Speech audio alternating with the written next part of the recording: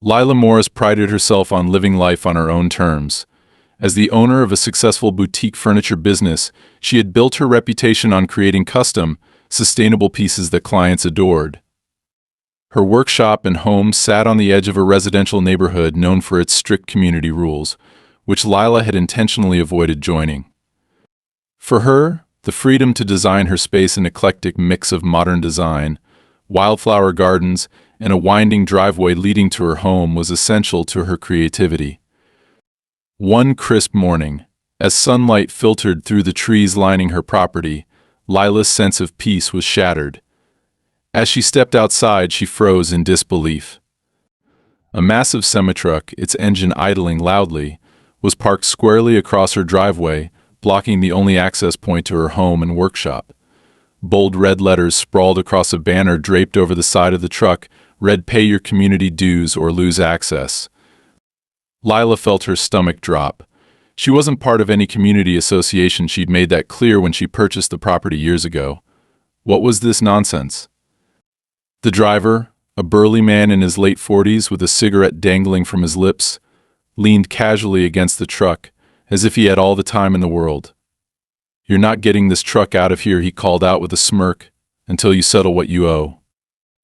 Lila's confusion quickly turned to anger. She approached him, her voice steady but firm.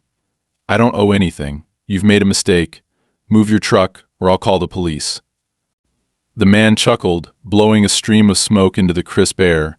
"Call whoever you want, lady. I'm just doing my job. Orders came from up top, something about unpaid dues for the association. Not my problem if you don't want to follow their rules." Lila stepped back, feeling a mix of outrage and disbelief. She immediately pulled out her phone and dialed the non-emergency line, explaining the situation to the dispatcher. Within 20 minutes, a police cruiser arrived. Two officers stepped out, their expressions neutral as they approached. Lila felt a flicker of hope, but that quickly dimmed as she overheard the officer speaking with the driver. "This is a civil matter," one of the officers told her after a brief discussion. "If they claim you owe dues, it's something you'll need to resolve through legal channels.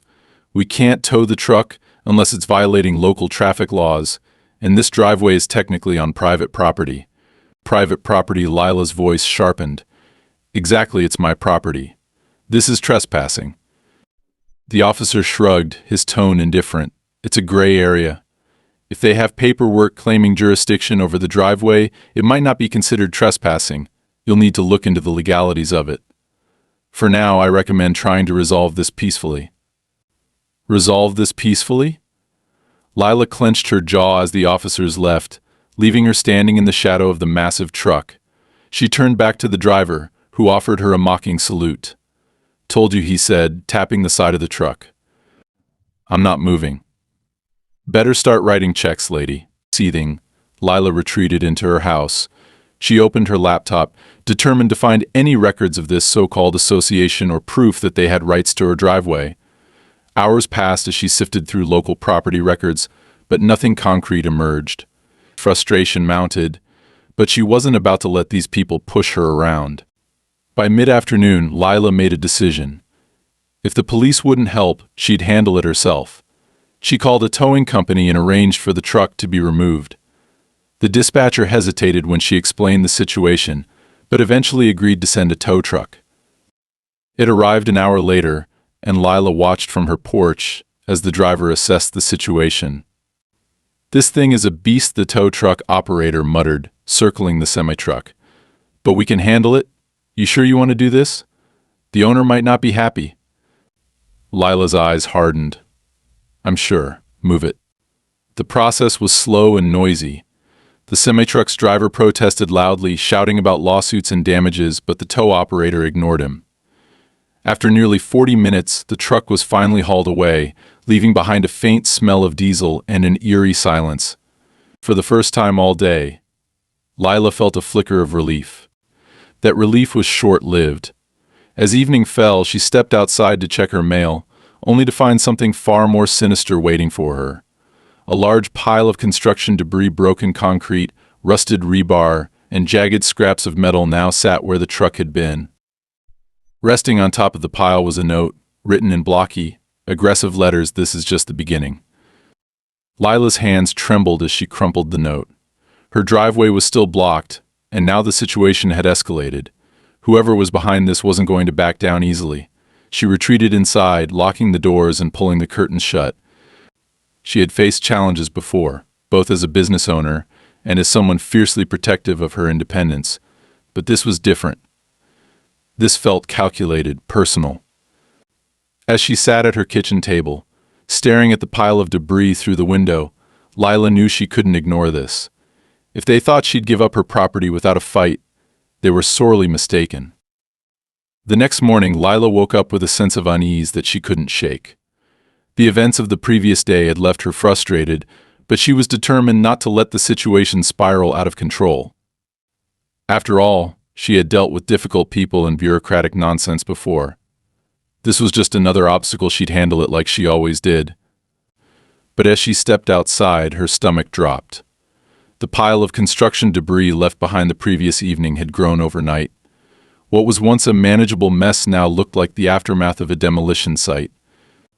Large chunks of concrete, tangled metal wires, and even smashed drywall littered her driveway, completely blocking any access. Among the rubble, she noticed something else, a scattering of sawdust and splinters that looked eerily familiar. Stepping closer, her breath caught in her throat. Someone had taken apart one of her unfinished furniture pieces, likely stolen from her workshop, and thrown the remains onto the pile.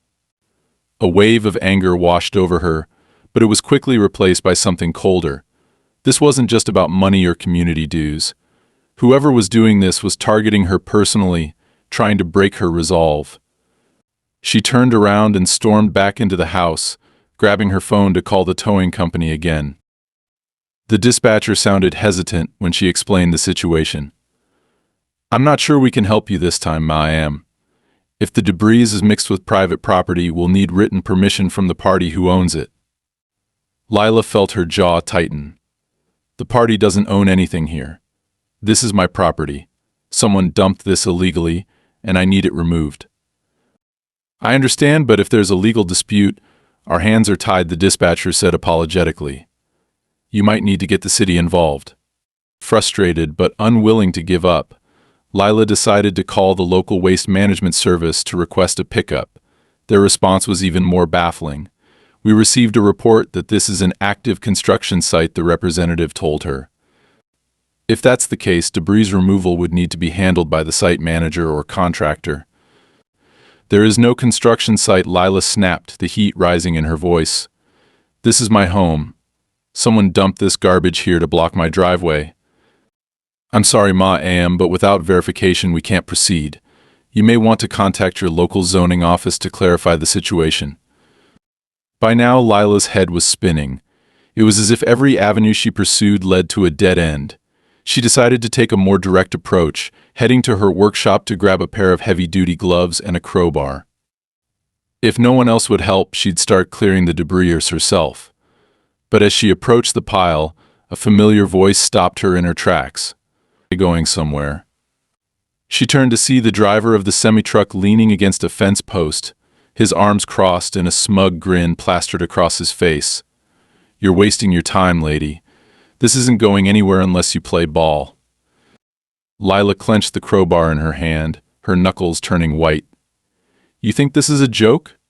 Trespassing, illegal dumping, this is criminal. If you're involved in this, I'll make sure you're held accountable."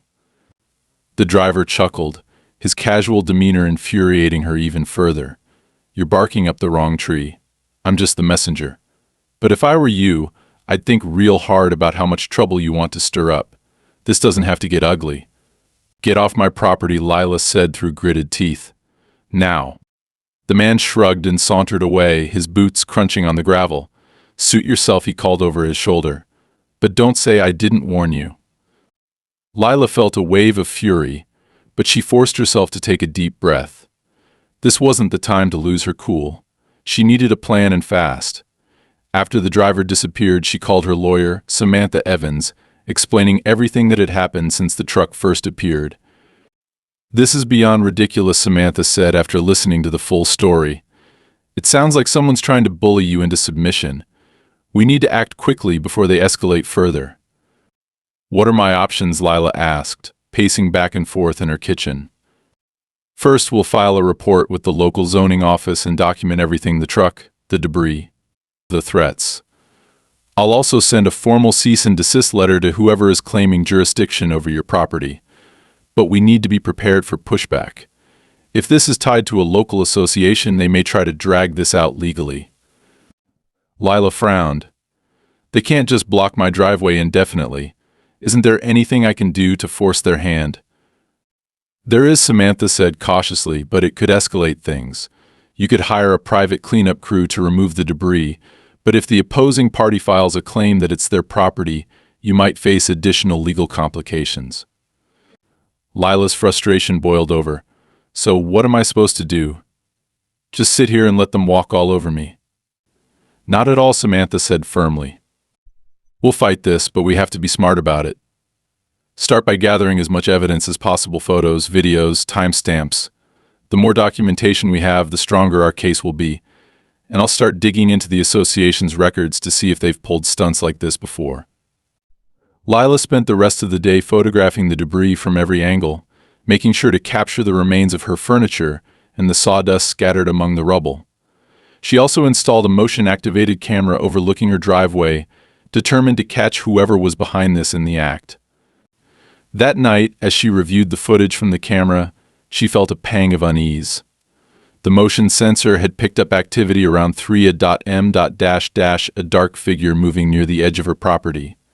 The image was grainy, but it was clear someone had been there. The figure appeared to be dragging something heavy toward the pile of debris before disappearing into the shadows. Lila's heart raced as she replayed the footage, trying to make out any identifying details. Was it the truck driver? Or someone else entirely? She forwarded the clip to Samantha, who promised to share it with local authorities.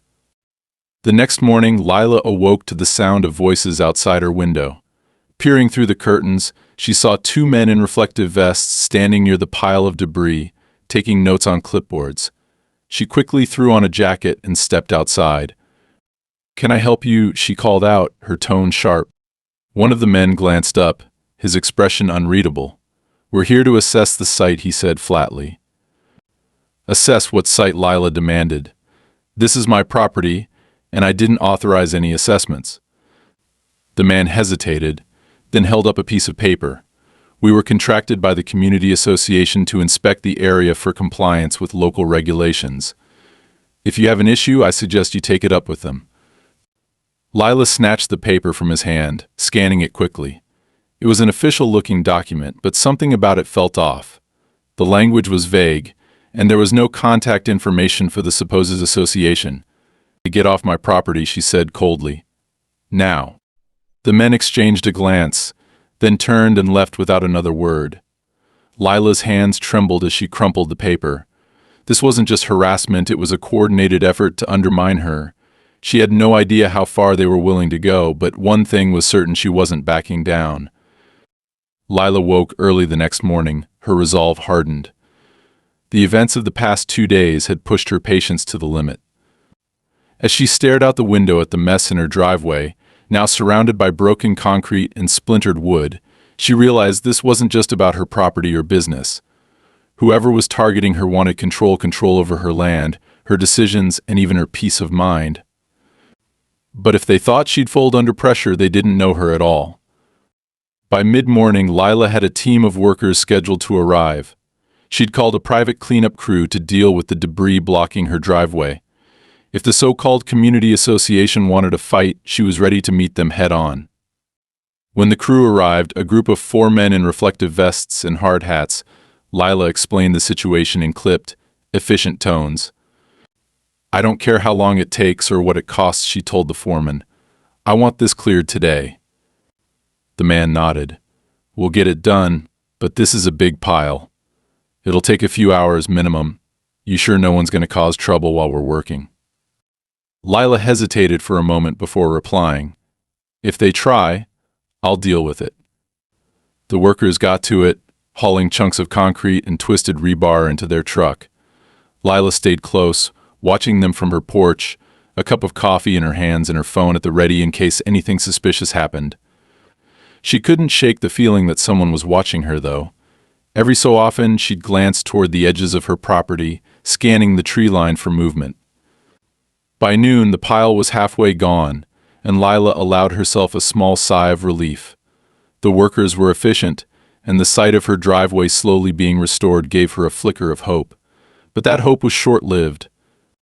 A black SUV rolled up to the edge of her property and stopped just outside her driveway. The windows were tinted, and for a long moment, nothing happened. Then, the driver's door opened, and a man in a sharp suit stepped out. His hair was neatly combed, and he carried himself with an air of smug authority. Lila didn't need an introduction to know he was trouble. "Ms. Morris," he called out, his voice smooth and practiced. "May I have a word?" Lila set down her coffee and crossed her arms. "You're already trespassing. Make it quick." The man didn't seem fazed by her tone. Instead, he smiled, revealing perfect white teeth. "My name is Victor Lawson. I represent the interests of the local community association. I'm here to address a few concerns regarding your property." "Your association has no jurisdiction here," Lila snapped. "I've already checked the records. My driveway and my land are not part of your precious little community. So unless you're here to apologize for the mess your people dumped on my property, I suggest you leave." Victor's smile didn't waver, but there was a glint of irritation in his eyes. "Ms. Morris, I can assure you our actions are entirely within the bounds of the law. As for the debris, well, I can't speak to that, however. Your refusal to comply with community standards has raised some concerns among your neighbors. They've expressed their frustration with your lack of cooperation." Lila felt her blood boil. Concerns? Cooperation? "I don't owe you or your association a damn thing. I'm not a member and I never will be.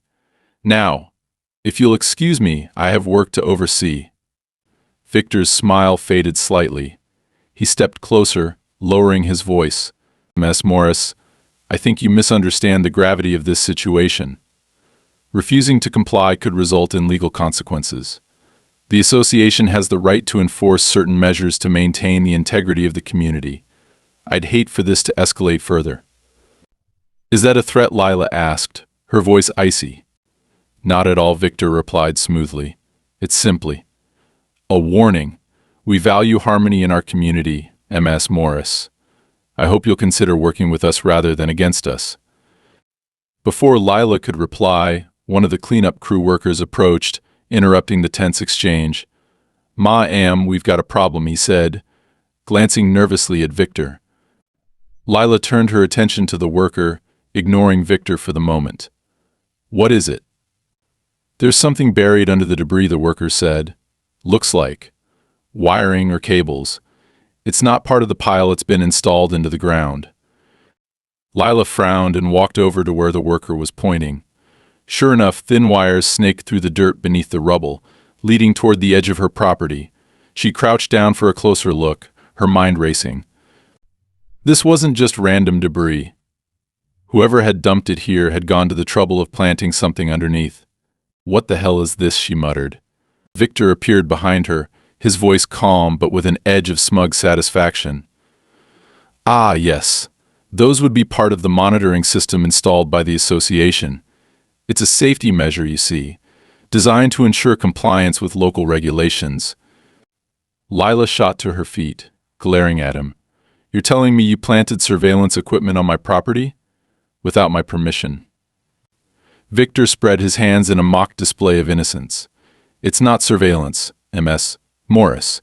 It's simply a tool to maintain order. And as I said, it's entirely within the law."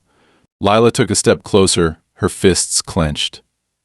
"Get off my property." Victor raised an eyebrow, then nodded slightly. "Very well. But consider this, Ms. Morris, you could make this all go away with a simple signature. Join the association, pay the dues, and I promise this will all be resolved quickly and painlessly. Think about it." With that, he turned and walked back to his SUV, leaving Lila seething in his wake. She watched as the vehicle disappeared down the road, then turned her attention back to the wires. The cleanup crew hesitated, clearly unsure of how to proceed. "What do you want us to do with this stuff?" the foreman asked. "Pull it out," Lila said without hesitation. "Every last bit of it." The foreman nodded, though his expression was wary. "All right, but if this belongs to the association, they're not going to be happy." "Good," Lila muttered. "Neither am I." As the workers carefully extracted the wires and cables, Lila took photos of everything, documenting the equipment and its placement. She didn't know what the association was planning, but it was clear they'd crossed a line. By the end of the day, the debris was gone, and the wires had been piled neatly in a corner of her driveway. Lila stood over the mess, her mind racing with possibilities. This wasn't just about community rules or dues. This was an orchestrated attack, and she had no intention of letting them win. She called her lawyer again that evening, detailing everything that had happened. Samantha's voice was calm but firm. "We're dealing with people who think they're untouchable," she said. "But they've made a mistake. Installing equipment on your property without consent? That's a violation of your rights. We can use this." Lila felt a surge of determination. "Good. Because I'm done playing nice." As night fell, she set up additional cameras around her property and made a silent vow. If they wanted a fight, they'd get one. But it would be on her terms. Lila spent the next morning reviewing the documentation she had gathered from the debris removal, the wires she had unearthed, and the photographs she had taken. She carefully compiled everything into a folder, which she planned to hand over to Samantha later that afternoon. The sight of the tangled cables and the strange monitoring equipment still made her uneasy, but it also fueled her determination. This wasn't just a petty neighborhood feud anymore. It was something far bigger. As she sipped her coffee, her phone buzzed. It was a text from one of her neighbors, an older woman named Martha, who had lived in the area for decades. Martha had always been friendly, waving at Lila when she passed by, but their conversations had been limited to pleasantries until now. The text read, "Can we talk? I think I know what's happening to you." Lila immediately replied, agreeing to meet. Less than an hour later, Martha arrived, carrying a small tote bag that seemed almost comically out of place, given the seriousness of the situation. She wasted no time, sitting down at Lila's kitchen table and pulling out a stack of old papers and photographs. "Lila," she began, her voice low, "what's happening to you isn't new. I've seen it before. You're not the first person they've tried to push out." Lila frowned, leaning forward. "What do you mean? Who's they?" Martha tapped one of the photos, which showed a group of men and women standing in front of what looked like a construction site. "The so-called community leaders," she said bitterly. "The people behind the association. This all started about 5 years ago when they partnered with a development firm. Ever since then, they've been targeting properties like yours, houses that aren't part of the association or ones that could be useful for their plans." Lila picked up the photo, examining the faces. She didn't recognize most of them, but one stood out: Victor Lawson, the smug man in the suit who had shown up the previous day. "He's one of them," she muttered, her grip tightening on the picture. Martha nodded. "Victor's been working with the developers since the beginning. They have big plans for this area: new housing complexes, luxury townhomes, even a shopping center. But to make it happen, they need to control more land. And if they can't buy people out, they make life miserable until those people give up and leave." The revelation hit Lila like a punch to the gut. It explained everything: the sudden demands for dues, the debris, the monitoring equipment. They didn't care about community rules or harmony. They wanted her land. "Why hasn't anyone stopped them?" Lila asked, her voice sharp. Martha sighed. "Because they're careful. Everything they do is just barely legal. They manipulate zoning laws, file endless paperwork, and tie people up in red tape until they're too exhausted to fight back. A few neighbors have tried, but they didn't have the resources to keep up. Most just gave in." Lila set the photo down, her mind racing. "I'm not giving in," she said firmly. "If they want to fight, I'll give them one. But I need to know everything. What else do you know about their plans?" Martha hesitated for a moment, then reached into her bag and pulled out a map. It was old and faded, but the markings on it were clear. Several properties, including Lila's, were circled in red. This map belonged to my late husband, Martha explained. He worked in city planning before he retired. He overheard some things, saw some documents he wasn't supposed to. He started putting the pieces together, but he passed away before he could do anything about it. Lila traced her finger over the map, her determination hardening with every detail Martha revealed. Her property wasn't just a nuisance to the developers, it was a critical piece of their plan. Without it, they couldn't connect the parcels of land they needed to move forward. Later that afternoon, Lila met with Samantha to go over the new information.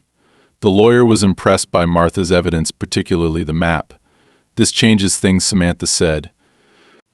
"If we can prove that their actions are part of a larger scheme to force you off your land, it could strengthen our case significantly. But it also means they're not going to back down easily. If anything, they'll escalate." Samantha's prediction proved true that evening. Lila had just finished setting up additional security cameras around her property when she heard a loud bang from the direction of her workshop. Her heart pounded as she grabbed a flashlight and hurried outside. The sight that greeted her made her stomach churn. Someone had thrown bricks through the windows of her workshop, shattering the glass and scattering shards across the floor. One of the bricks had a note taped to it, scrawled in the same blocky handwriting as the note she'd found earlier: "Leave while you still can." Lila's hands trembled as she took photos of the damage. She knew this was meant to intimidate her, to make her feel unsafe, but it only fueled her resolve. The next morning, she filed a police report and handed over the evidence, including the footage from her security cameras. While the cameras hadn't captured the perpetrators' faces, they had recorded a vehicle speeding away from the scene, a black SUV. That same day, Samantha filed a formal complaint with the city, accusing the association of harassment and illegal dumping. She also requested an emergency hearing to address the debris removal and the monitoring equipment that had been found on Lila's property. Meanwhile, Lila decided to take a proactive approach. She began reaching out to her neighbors, sharing her story and asking if they had experienced similar issues. To her surprise, many of them had. One neighbor, a young couple with 2 small children, admitted they had been fined repeatedly for minor infractions, like the color of their mailbox or the length of their grass. Another neighbor, an elderly man, said he had been pressured to sell his house for months, receiving calls at all hours of the day from someone claiming to represent a real estate investment firm. The more stories Lila heard, the clearer it became this wasn't just about her. It was a coordinated effort to control the neighborhood, one property at a time. With Samantha's help, Lila organized a meeting at her home, inviting the neighbors who had shared their experiences. Over a dozen people showed up, filling her living room with a mix of anger, frustration, and determination. Together, they discussed their options, pooling their resources and agreeing to stand united against the association's tactics. By the end of the meeting, they had a plan. They would file a collective lawsuit against the association, accusing them of harassment, illegal practices, and abuse of power. Samantha agreed to represent them, promising to do everything in her power to hold the association accountable. But as the neighbors began to leave, Lila couldn't shake the feeling that they were being watched. Sure enough, as she stepped outside to see the last of them off, she noticed a car idling at the end of her street. It was the same black SUV. Lila locked eyes with the driver, her heart pounding. For a moment, she considered confronting them, but she thought better of it. Instead, she raised her phone and snapped a photo of the vehicle. The SUV sped off moments later, its tires screeching as it disappeared around the corner. That night, as Lila reviewed the events of the day, she felt a mix of exhaustion and resolve. The fight ahead would be long and difficult, but for the first time she didn't feel alone. With Samantha's guidance and the support of her neighbors, she was ready to take on whatever the association threw at her next. The days following the meeting with her neighbors passed in tense anticipation. Lila knew the association would respond to the collective pushback, but she wasn't prepared for how quickly and how viciously they escalated their tactics. It began subtly at first, unmarked cars parked near her property for hours at a time, anonymous phone calls where the person on the other end hung up as soon as she answered, and more rumors circulating among her clients. One morning, as Lila was preparing to leave for a meeting with Samantha, she noticed something strange. Her mailbox had been tampered with, the lock broken, and its contents scattered across the ground. Among the usual bills and advertisements was an envelope that stood out plain, without any return address. Inside was a single sheet of paper bearing the message "Drop the lawsuit, or else." Her frustration quickly turned to anger. The note wasn't a warning, it was a threat. She immediately photographed it and sent it to Samantha, who called her within minutes. "This is a scare tactic," Samantha said firmly. "They're trying to intimidate you into backing down. Don't let them rattle you." "They're getting desperate," Lila replied, her voice steady despite the knot forming in her stomach. "But it's not going to work. What's our next move?" "We're filing for a protective order," Samantha said. "If we can establish that they're engaging in harassment, it'll strengthen our case and put them on notice. In the meantime, I'll reach out to the neighbors to ensure they're not experiencing anything similar." By the time Lila arrived at Samantha's office later that afternoon, the lawyer had already started drafting the paperwork. They reviewed the mounting evidence, from the debris dumping to the vandalism at her workshop, and added the anonymous note to the file. As they worked, Samantha's phone buzzed. She glanced at the screen and frowned. "This might be important. Excuse me for a moment." Lila nodded, taking the opportunity to review the photographs she had taken of the broken mailbox. Samantha stepped into the hallway, her voice muffled but calm as she handled the call. When she returned, her expression was grim. "What is it?" Lila asked, her heart sinking. "One of your neighbors, Martha, just called me," Samantha said. "She found a similar note in her mailbox this morning, and she's not the only one. 3 other neighbors reported the same thing. Whoever is behind this isn't just targeting you anymore, they're trying to scare everyone into silence." Lila clenched her fists, a wave of guilt washing over her. She had brought her neighbors into this fight, and now they were suffering because of it. But as quickly as the guilt came, it was replaced by resolve. They couldn't back down now. "We need to make this public," Lila said. "If they're targeting us like this, people need to know. The more attention we bring to their tactics, the harder it'll be for them to operate in the shadows." Samantha hesitated for a moment before nodding. "You're right. I'll reach out to a few contacts in local media. But be prepared, this could bring more scrutiny, and they may escalate even further." The following day, Lila's suspicions proved correct. She returned home from the hardware store to find a city inspector waiting for her in her driveway. The man, dressed in a crisp uniform and carrying a clipboard, greeted her with a curt nod. "Ms. Morris, I'm here to conduct an inspection of your property," he said. "We've received a complaint regarding potential zoning violations." Lila narrowed her eyes. "From whom?" "I'm not at liberty to say," the inspector replied. "But I'm authorized to investigate claims that your workshop may be operating outside of city regulations." Lila bit back a retort and gestured toward the workshop. "Go ahead. You won't find anything out of order." The inspection lasted nearly an hour, during which the inspector meticulously measured, photographed, and questioned everything from the placement of her machinery to the type of wood she used.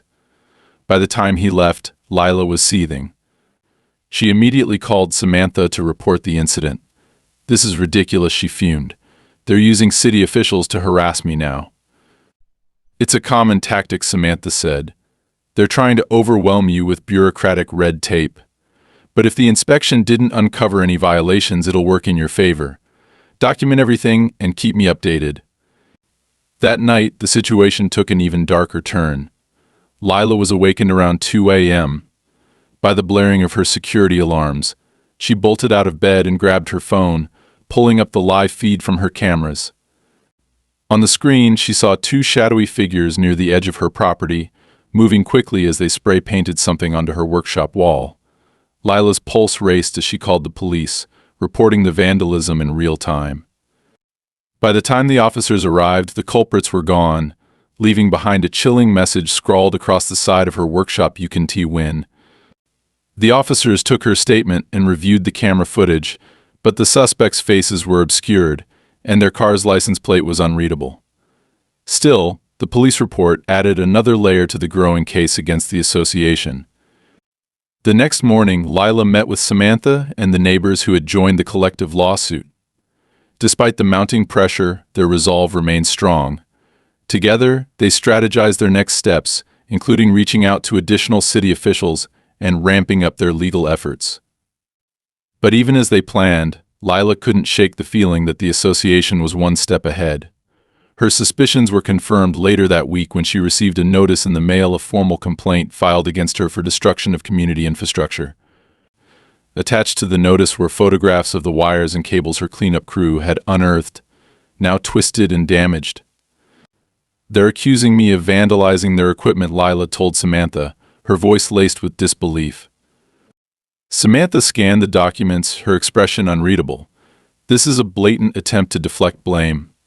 Don't worry, we'll counter this with evidence that the equipment was illegally installed on your property in the first place." Despite Samantha's reassurances, the complaint added another layer of stress to an already overwhelming situation. Lila spent the next few days juggling her business, legal meetings, and attempts to rally her neighbors. At times, the weight of it all felt unbearable, but she refused to let it break her.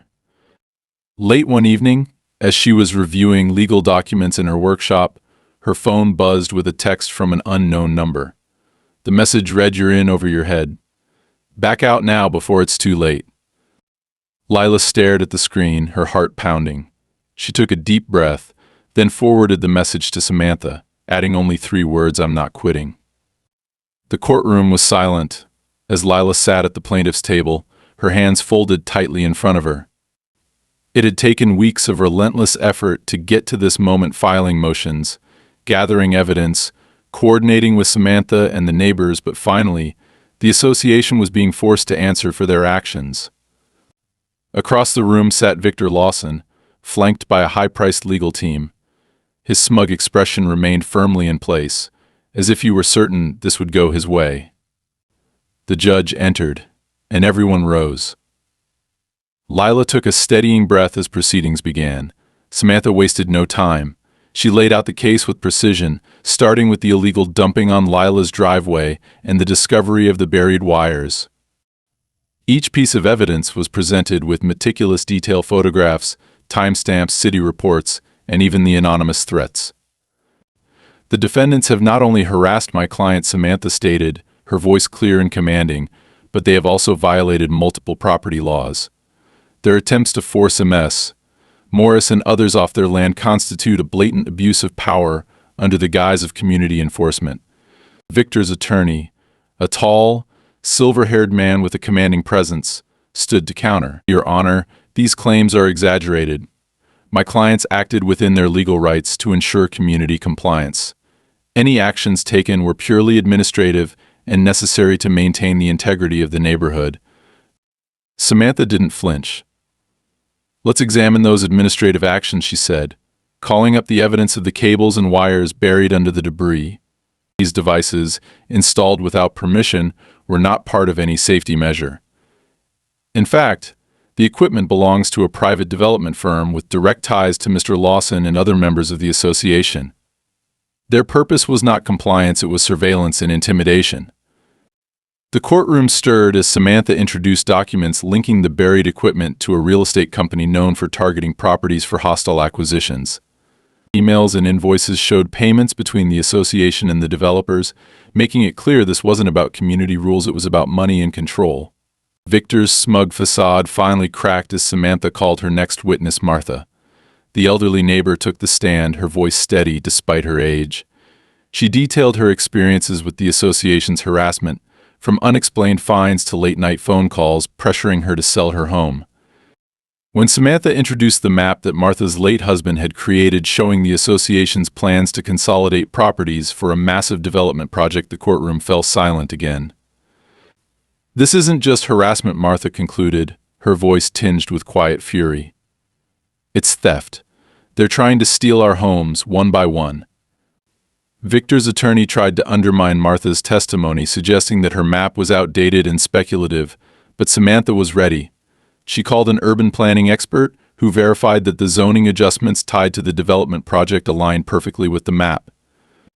Then came the final blow. Samantha introduced a whistleblower, a former employee of the real estate company, who had agreed to testify under the condition of anonymity. His voice was modulated, and he sat behind a screen to conceal his identity, but his words carried weight. The association worked directly with the developers, the whistleblower revealed. They identified properties that were critical for the project and targeted them. The plan was to pressure homeowners with fines, threats, and legal action until they either joined the association or sold their land.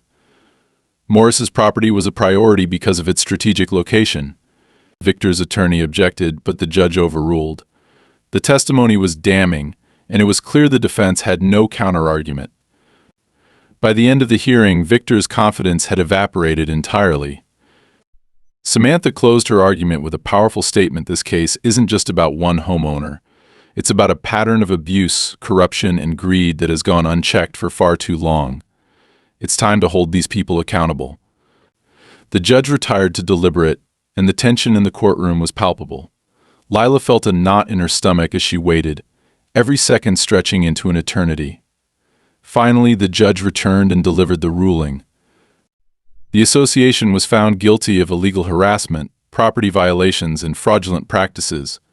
The court ordered them to pay significant damages to Lila and her neighbors, including compensation for the losses caused by their actions. Furthermore, the association's leadership was disbanded, and an investigation into their ties with the developers was launched. Lila felt a wave of relief and vindication as the verdict was read. For the first time in weeks, she allowed herself to smile. But as she looked across the room at Victor, his expression dark and seething, she knew this wasn't the end. The developers wouldn't stop just because they'd lost a court battle. Outside the courthouse, Lila was met with hugs and handshakes from her neighbors. Samantha stood beside her, her professional demeanor softening into a rare smile. "You did it," she said. "No," Lila replied, her voice steady. "We did it." That evening, Lila returned home and stood in her driveway, staring at the place where the pile of debris had once been. The fight had been exhausting, but she felt stronger now, more resolute. She wasn't just defending her home, she was standing up for the right to live without fear, without exploitation. And she wasn't done fighting. If the developers came back, she'd be ready. The days after the court's decision brought a sense of quiet relief that Lila hadn't experienced in weeks. The ruling against the association was a victory, not just for her but for the entire neighborhood. The fines, the disbanding of the leadership, and the investigation into their ties with the developers sent a clear message: their predatory tactics would no longer be tolerated. For the first time in months, Lila's driveway was clear, her workshop windows were repaired, and she could walk outside without feeling watched. The debris and wires were long gone, replaced by the comforting hum of her work as she resumed building custom furniture for her clients. The neighbors, emboldened by the victory, had begun repairing their own properties and rebuilding their sense of community. Lila didn't let the victory slow her down.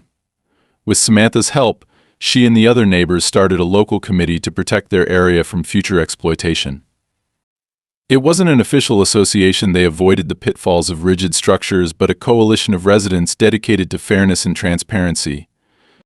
They hosted meetings at each other's homes, discussing everything from zoning updates to new development proposals, ensuring that no one would be blindsided again. Martha, who had been instrumental in exposing the developers' plans, became a co-chair of the group. She worked tirelessly to ensure her late husband's warnings about unchecked development wouldn't go unheard. Lila found herself growing closer to her neighbors, some of whom she had barely spoken to before the ordeal. They had been strangers once, but now they were allies. One day, a delivery truck arrived at Lila's home carrying a package with no return address. Her heart raced as she opened it, half expecting another threat. Instead, she found an elaborate wooden plaque engraved with the words "In defense of home and community." There was no note, but she had a strong suspicion it was from the whistleblower. She hung it in her workshop, where it became a symbol of resilience for her and her neighbors. Despite the victory, the developers didn't disappear entirely. There were rumors of new plans being drawn up, attempts to buy land in nearby areas, and whispers of legal maneuvering to reclaim their losses. But Lila felt prepared. The court ruling had set a precedent, and the community's vigilance had made it clear they wouldn't be easy targets anymore. To celebrate the neighborhood's hard-won unity, Lila hosted a gathering at her home. The driveway, once blocked by the ominous Semitruck, was now lined with tables filled with food and drinks. Neighbors mingled, laughing and sharing stories of their victory. For many, it was the first time they felt at ease in their own community in years. As the evening wore on, Lila stood by the garden she had spent so many hours cultivating, watching the lights twinkle in the trees and listening to the hum of conversation. Martha approached her, holding a glass of iced tea. "You did something remarkable, Lila," she said, her voice warm with admiration. "You gave us back our home." Lila smiled, her gaze sweeping over the scene. "We did it together, Martha, and we'll keep doing it no matter what they try next." In the weeks that followed, Lila found herself not just returning to normal but thriving. Her business picked up again, and clients who had canceled orders returned with apologies. Some even told her they had been inspired by her story.